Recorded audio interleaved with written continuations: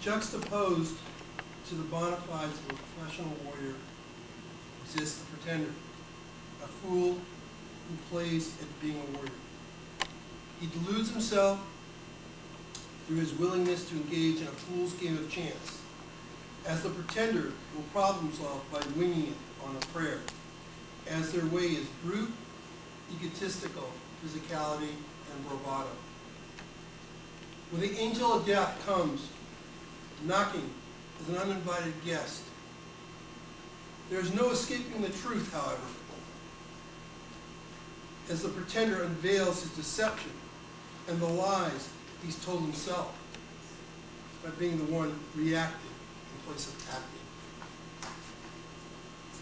Okay? Key to everything we learned up to now teaches us we have to be the one who what? Who acts, who's proactive. And being proactive is what gives you your focus, what gives you your action, predetermines your skills, shapes your skills,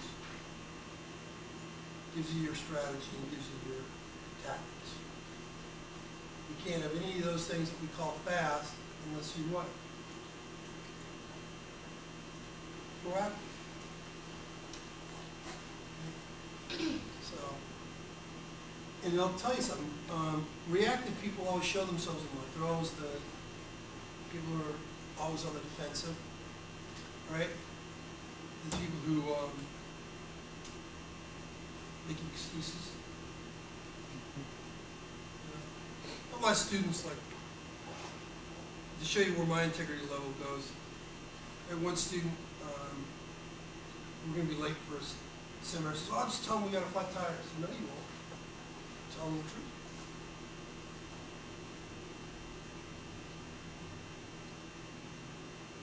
You see my point? Because I'm being proactive in my life.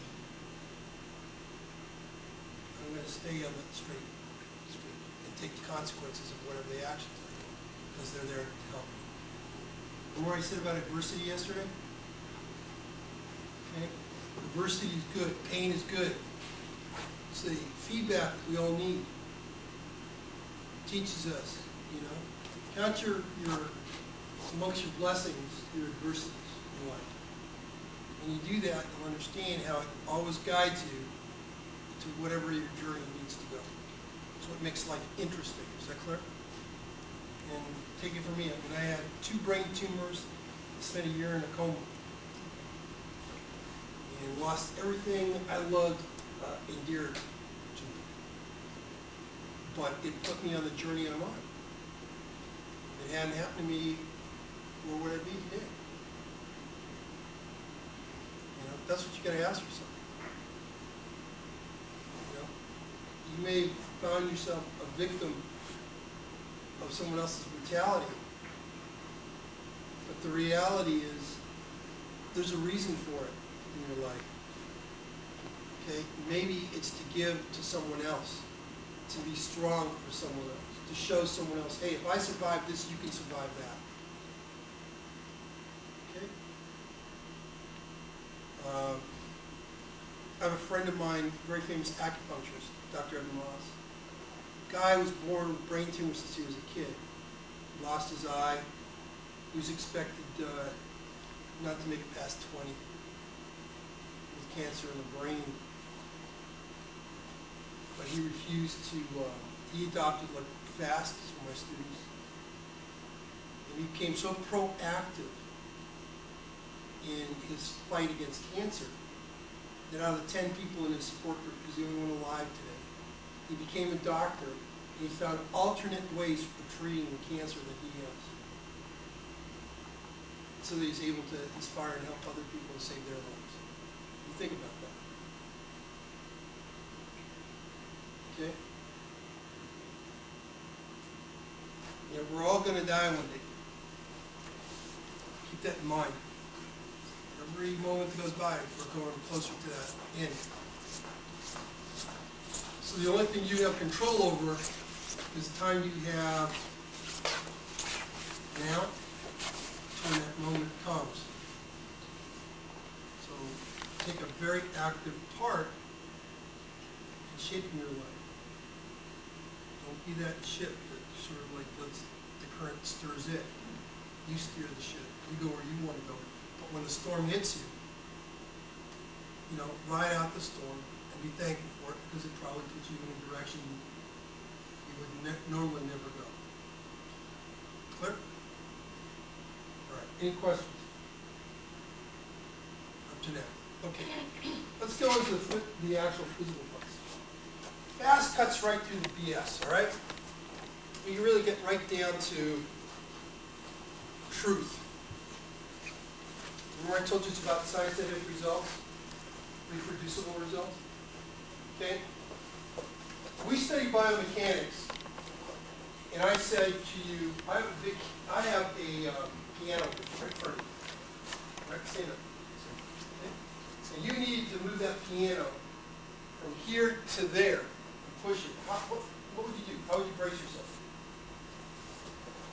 Right there. Okay? You see that? Is that a martial arts stance? Do you see that? Mm-hmm. Same thing, because that's where all your power is forward. Same thing if I'm leaning. Got it? Now, if I said you need to move that piano in this direction, right? But you couldn't you need to turn your body into it. How would you do it? Yeah, so you turn your body into it, right? You have the piano, now you're on the piano. Now we're going to steer that piano. You're already pushing on the piano. You got it? Okay, give me that chair over there. Give me an example. The way, the direction he moved, that's 12 o'clock. Is that clear? Straight ahead. Okay? That's called the power stance in fast and short. So now let's say we're just going to hypothetically say it's piano, so now you're moving the piano. So you get down, you're pushing the piano, right? And if we just took the same position and we just arch him up, and he's really going to, we're going to do it like classic for karate, there's a position right there. It's right there. Same exact position. Okay? Now, if you were to turn, you need to turn the piano this direction. So you grab that piano, and you're going to turn it. You have to turn it in my direction. Stop. Okay? Shorten up your feet a little, because that's basically kind of how you'd have to turn, correct? Honestly. You wouldn't be turning from out here and working against yourself. You'd kind of lean in, right? Okay. That is, right now, he is in. He shortens it up just a little bit. Let's go back. You broke your shoulder. Okay? Let me show you. He'd be like, here's the push, right? Now I want to turn that piano. Well, I kind of bring my feet in a little closer, don't I? To turn it, correct? I'd have to bring it in, right? Okay, that is like your fighting stance, in most stances, right? Or it's the way you throw a hook. If you're going to hit somebody with a hook, this is the position here, right there. That'd be a hook. Clear? Now it'd be a 11 o'clock position here, right? And it'd be, if he's going to turn it in this direction, it'll be a 1 o'clock position. Same footwork for a hook. So now we've learned classical fighting power stance, right? You've seen karate. We also found the same position used for throwing the hook by taking those two positions, right? This is the biomechanics. Now, if he wants to push it out a little bit further up in this angle, not here, but more towards the 2 o'clock position, what he's going to end up doing is, we do it this way, or I'm going to actually kind of cross over now, or not. If I was really pushing this piano, I'd be from here, pushing it back to here. Now I'm going to go this way, aren't I? Okay? Biomechanics at work again. That's our 2 o'clock position. Got it? Well, 2 o'clock, you see that same position used in, Kevin, could you come over? Yes, sir. Okay? You're doing Aikido. You do Aikido. Okay? And you're going to break and do an open the door kind of move. What would you do? How does your foot look like? It's right there, isn't it? You see that in Aikido, correct? You can see it in Judo, when they want to really throw somebody. That's the exact same angle you got to cut in on. When you're fighting the guy out here, you got to cut here to put him in that position. You're always going to go to what position? At 2 o'clock. Okay? Always going to go to that 2 o'clock position. Remember I told you, once you start understanding the biomechanics, you'll know exactly where he has to go. So I know when he's going, he's got to go there. Now I can prepare for it, can't I? I can counter his footwork. So that's our 2 o'clock position in the 12 angles of evasion. What footwork do you need for that? We call it opening the door. It's no different. Everybody stand up. So we're going to, because it's kind of a difficult one, you're a judo man. Come on up. Just sit. I want you to show them the 2 o'clock position, like if you were doing a throw. All right, or 10 o'clock, same thing. Right here. Right? But stop before you put your foot down. I want to see them do take a step right there. You see his footwork, he's going to pivot and he's going to go in. Right? Now, same thing holds true if I was doing like a wrist grab. Okay? You grab my wrist. Okay? And I want to go to that 10 o'clock position. Okay? Same thing holds true. It's the same movement. It's the same footwork. The only difference is I'm not here or here. It's just how I alter that biomechanics. But the footwork is exactly the same. The difference in fast Dux Ryu is if I teach you the 12 angles of attack, you learn every piece of footwork you really need to know. In anything. Slight variations may be on it, but it's all the same. And you also know how to use your footwork now, don't you? You don't go to a 12 o'clock position, for example, right? And try to do this. You're totally off balance. How many people, there was a little young girl, she was doing her throws yesterday. Remember you trying to tell me why you had a problem throwing? I used the 12 angles of evasion to dissect what it was you were doing wrong. And I could pick it up that quick without ever seeing you do the technique. Just look at your footwork. See how the technology works now? Huh? And the grip on it? Okay, so now we just cut down about 2 or 3 years of work, normal martial arts classes, by understanding this. Okay, so that's going to be our furthest lines. Do you have like a chalkboard here, Rita? Sorry. So I can really draw this out for you. When I get done with you, like I said, you're going to have. Yeah, let's go over there. Sleep there. We'll come. Yeah.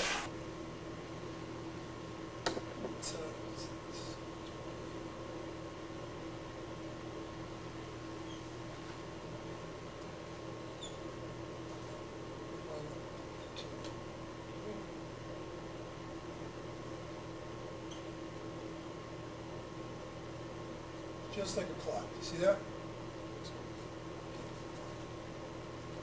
Your 11 o'clock positions, this position right in here, that is where you fight out. You always have to figure you start out here. Is that clear? And that is your neutral position. That's either your natural stance, I'm like this, or when I'm going to get attacked, or I'm in my fighting stance. Right? Now, the way I transition in whatever technique I'm going to apply, got it? Is always going to be the same. Footwork is going to be the same. Even when I go up and down. Okay? When I go up and down, use what we call like a cat stance, or a very narrow stance, or a T stance. Is that clear? Is that clear? When you go to a very sharp oblique, it's going to be what we call a crouch. All right, you see it in boxing, fighting out of the crouch. Okay? Or natural fighting, neutral or neutral stance. So we put it in there. Okay? And there's 3 different crouches. Open crouch, like this, which is your natural fighting stance. Okay, for a lot of styles, or like this, depending on your posture. footwork's the same. That's all we're concentrating on right now. Clear? Okay. Then you have what we call knee, which is covering like this. Against, let's say, an uppercut. Okay, and sun, which is like this. And you'll see a lot of like defendo. They move in like this. Okay. And that sharp angle. Right? And they move straight in, move in like this. Okay? So no matter what, the footwork is going to be the same for the crouch. It's going to be the same at 11 and a 1. It's going to be the same at 7, and it's going to be the same at 5. Just is, because of the biomechanics involved. If I move back to hit a guy with a hook, I have to move to those positions. If I move way out here, I lose all biomechanical power. I can do that. You know, I can like go to a 2, but look, I'd miss him by a mile. See what I'm getting at? If he's the target here, right? I'm going to hit him. Boom, I got to come in here. If I'm going to hit him with a low left hook, boom, I got to come right here. See? Here, or even an uppercut. But if I'm going to swing out here, I'm going to miss him altogether. And that's where a lot of guys miss when they throw fights. When you guys are fighting and sparring, if you're not cutting the right angle when you throw your punches, that's why you're missing. That's why you're not hitting your target. It's not even that you can't see him, it's because of that. At the same time, if you move and you turn the movement, like if I'm going to turn this into, this is 11, now turn it into a 2 o'clock for me. How do you do that? Just do it 11. All right, I'm throwing a 1 o'clock here. I'm cutting 1 o'clock now.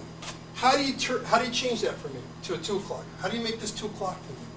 Just bait. Just move over this way. Got it? Now I'm in what? 2 o'clock.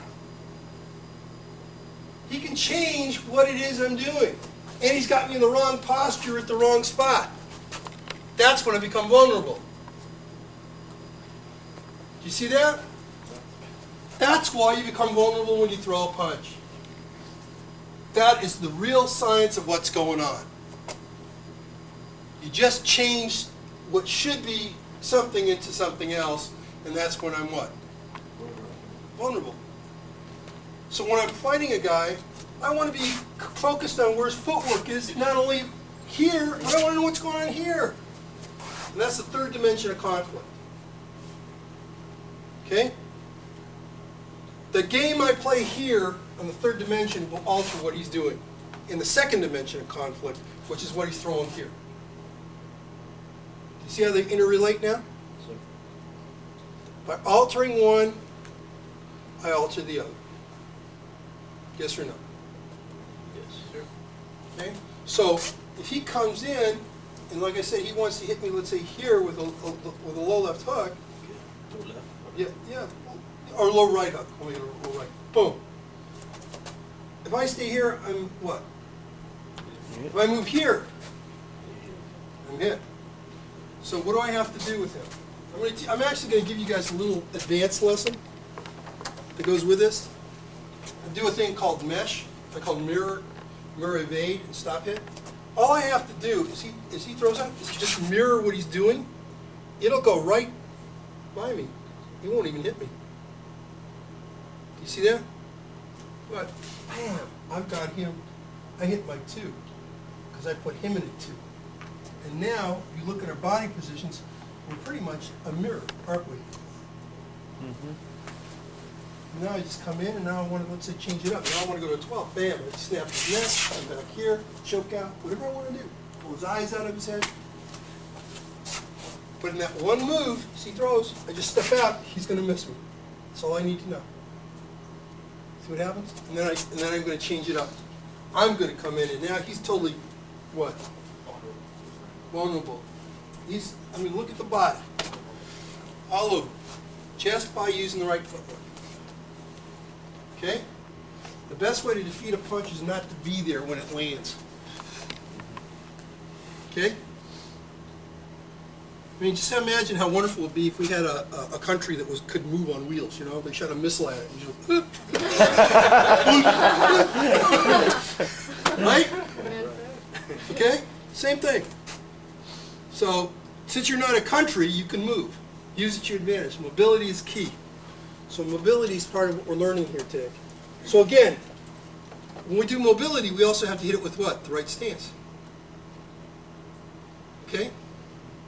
See, I can change it up. If you come at me with a power stance, okay, and he's going to throw that power blow, traditional karate blow. Well, if I'm straight ahead, there's nothing much I can do to him, right? But if I change the angle on him by moving, let's say, here, now all of a sudden, he's totally out of balance, isn't he? You see how nice that is? Now, if we're in a real fight situation, I'm in an environment where it's not crystal clean. I'm going to look for corners, throw them up against a nice table. Maybe right behind him is a glass dining room table, right? That I can throw him up against. He's going to fall down and fall through. Get all cut up. A window, stairs. You know, one of the easiest fights I ever won was a guy who basically landed off like this, and the stairs were right there, and I just went, boom, he went down the stairs. You okay? All right, just threw him right down the stairs. And everybody's like, wait a minute, what happened? Huh? Now, I could have chosen to block and fight it out with him, but now I'm on what? Huh?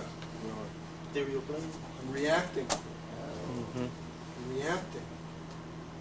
Remember? I'm reacting. Cut right down to the chase. Proactive versus reactive. I'm attacking. I'm just not going to be there, and I'm going to attack him this way because I know he's going to be open there. Remember? Using that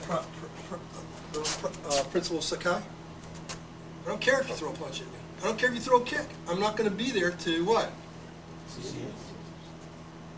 Okay? And I'm going to line it up. Now, all of a sudden, because I understand how your movement is, I understand how your footwork has to be, now I can start going back to my own style and saying, okay, how do I defeat somebody in this stance when they're throwing this kind of an attack? Right? Because you're going to be in this stance facing this direction when I move here.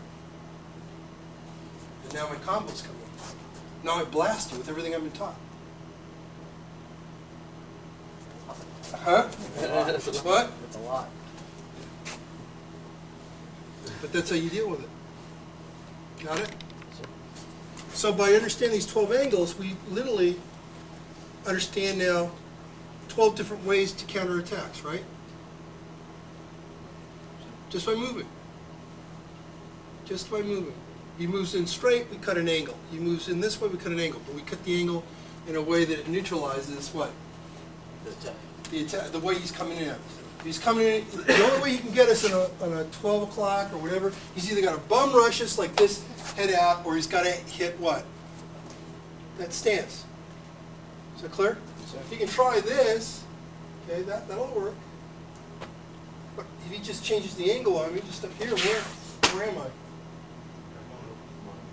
Huh? Totally vulnerable. Okay? Same thing holds true with kicks. I'm throwing a front kick to him. This foot has got to be locked in to this position for it to land and have power, right? But if he changes the angle on me at the right significant thing, boom, what happens?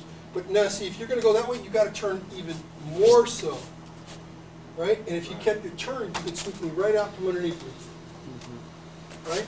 Or you could catch my head as you went around that turn, and you totally throw me because you cut the angle at a 2 as opposed to a 1. Because you went to the wrong, you used the wrong footwork for the wrong angle. That's where you can get your guy. Sometimes you come in here and he cuts it out here, right? You see where he's at? Wrong footwork, isn't it? He's totally open. Yeah. So I can throw here, boom, bam, I'm here. But if you turn your body here, can I hit him this way? No, because I'm committed here. He gets behind me. Do you understand? Y'all see that? Or you got to cut it real sharp. So cut it real sharp next to me. So if I come in this way, right? You just keep coming. No, just right here. Okay, right there. Just lean into me. Now, what happened? That's reality. Do you understand? But now, if I'm better trained or I know what to do, then I'll hook them here and I'll just fall back.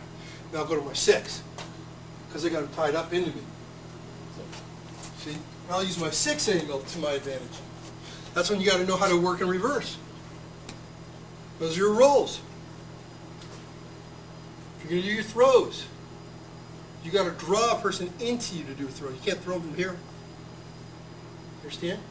Because you have all different kinds of force at work. And you want to use momentum to your advantage.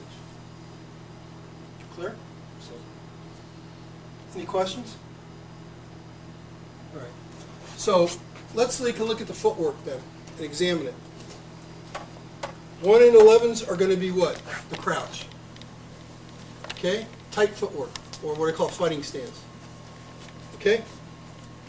2s and 10s are going to be what I call opening the door. Okay? Your footwork's going to be like you're opening a door. Got it? Is that clear? 9s and 3s are going to be your horse stances or your bow stances. Now let me teach you a little trick when doing a horse or a bow. Is if you turn your heels out and you have your edge in, you can't be moved. If I do it like this, I can be moved anytime. I'm really unstable. It doesn't work. A real horse stance is the heels are out. By the way, knees are out. Is that clear? That's a true horse stance. Right there. See? It makes almost like a perfect U. The way you check it is you rotate, and your fist should be a knee to your heel apart. Okay? If you're over that, you're in what we call a bow stance. So you need to bring your heel back further. Dave, bring your heel back. No, the other one. Go down on your knee. Bring the other heel to your fist. Closer. Okay, now rotate up. Okay, now, set the knees out. Now, believe it or not, you're in a stronger stance. Okay, I'll prove it to you. Okay, you stand right there. I'm like, what, 200 pounds? I can't move you. Okay? Now, I'll show you how it's simple. Turn your feet out the other way. You're in your stance. It's your horse, right? See the difference? Huge difference, just because of the biomechanics involved. So if I'm going to hit you, I want to get in there. Boom! I want to get in planted like this. So if I hit you and you collapse on me, right? Collapse on me, right? And you want to push me in this direction, you're not going to push me. And if you notice when you push cars and stuff, you tend to get in this position naturally anyways. Okay, but now, boom, I got you. Take your feet out from under you.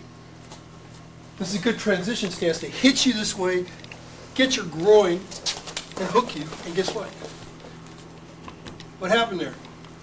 Well, I'm in trouble. Okay, I can flip you around like a little sausage. All right. Do all sorts of mean little things with your leg here, but I won't do that. Okay. Okay? Break your ankle before I move in. Got it? And that's how you get a guy. Boom. Well, what do? I actually changed that to a 3 for me. See? Because I wanted to move in that direction and use that power. Even though I wasn't in a 3, it was really at 2 o'clock, I changed it all around. Got it? So now you can take these stances and start making them move in any direction you want to, can't you? Because as long as you angle off from the guy, you're now changing the 12 position for yourself. Because there's two things going on. There's his 12 angles of evasion. There's your 12 angles of evasion. And there's a correlation between the two. Got it?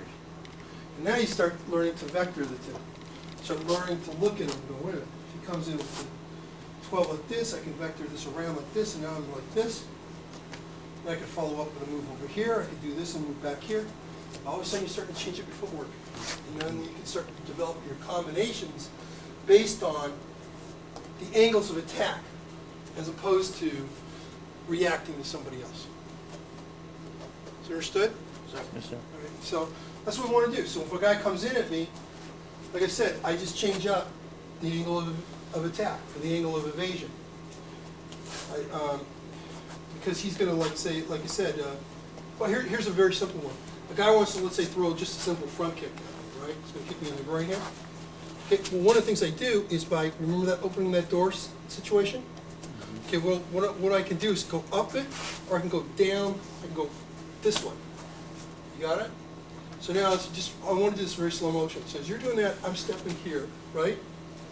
Now I can be real close, boom, here, and take you down. See how quick that is? Right? Very quick movement. Okay, boom, and even take his feet, right? Guess what? Ashibarai and judo. Right there. Okay. Have your foot out. Keep it. And here. That's what really that movement was designed for, by the way. In summary, wasn't really trained here to do this. It's when a guy kicks you. That's when you're supposed to use that movement, especially if he's in armor. Okay. So that's the front kick. There's a defense from the front kick right there. Or I can go to opening the door where he comes in. I'm going to be here. You have a cup on? Ooh, you were in big trouble. Is that what hit you here? Look at that two. Remember that position I said before?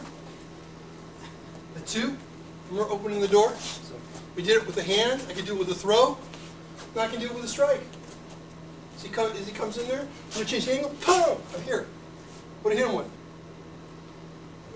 Right. And look, I'm in the perfect position because I use the right footwork for the right angle for the attack. You see that? Sir. What people mess up is they use the wrong footwork for the wrong angle. Here, boom. Scoop in there, take his head, control it totally all the way to the ground. I have your groin, I have your head, guess what? Right? Any questions? If I'm going to move over him, stop. What am I going to do? What position am I going to take? Depends on the angle, right? So if I want to get on this side of me, I've got to move short. You see that? So I'm going to move what? Short, I'm going to be here. If I move long, and I use that angle, like this, like a 1, now I'm totally vulnerable. Do you see how it works now on 3 dimensions, people? Up, down, huh? So what you need to master is how to hit all these positions with the right footwork and drill on your own. Clear? Drill, drill, drill. Just hit the right footwork. Make a clock and tape. And just go to those positions constantly. Just keep practicing and training yourself to hit those positions. And after a while, then you start integrating your hand strikes, kicks, whatever you want to do, you always hit the right position. And don't be afraid to change the clock. You understand what I'm saying? Don't get so fixated that 12's always here. Make 12 over there, because maybe if the attack's coming in, and that guy's straight lining you. Let's say you're going to throw a classical punch. That's going to be, no, classical, deep stance, there you go. That's going to be his what, 12. You see what I'm saying? So if I'm going to go to his, let's say I'm going to go to his 11 o'clock, right? Do I go like this? No, I've got to go in tight. See what I'm saying? Or I got to be tight here, this way. See what's going on now? I'm going to be tight. Or I'm going to go, if I'm going to really turn, I really want to go where? To opening the door here. Because this opens him up to me, because if he turns after I hit him, he's totally what? Square. Oh. He's totally open to me. Do you see that? He'll totally open himself up to me. Yeah. Would you want to open the door that way? Whenever you turn, you want to do the opening of the door. Right. Spinning back knuckles. Spinning heel kicks. Okay? You don't want to be throwing a spinning heel kick next to a guy here, unless you want to set him up to take him down with a scissors takedown. Got it? Or a flying arm bar, which is something else. Clear? Which is really a 3 attack, and that's exactly what I'm doing there. Okay? So whenever I do a spin, it's opening the door, it's going to be at a 2 o'clock. It's always going to be here, because I've got always both options open to me. hands and legs. If you're tight, you might only have one. See, if I'm really tight against him, I can't throw my legs, can I? If he blocks my hand, you know, I could try to sweep,